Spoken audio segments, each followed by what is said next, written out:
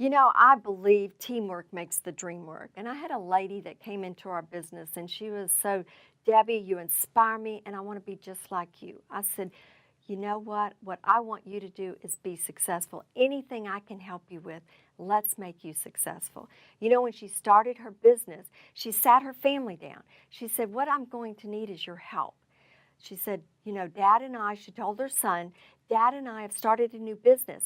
And I might, because he actually drove 18-wheelers across the U.S., that she might not be there at time when he was doing homework or at supper, and that because she had needed to be at the new business meetings or maybe doing trainings.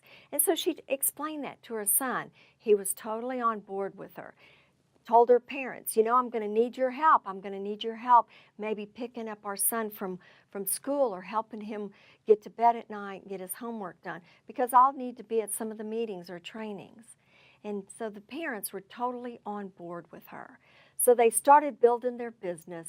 And what's so wonderful about persistent and consistent effort is over time, she was able to retire her husband. Now he could stay home and help her and be with the family. She was able now to homeschool her own son and take care of her elderly parents. That was because she built a team of her family's support. That's very important when you get started with network marketing, is that you get your family on board.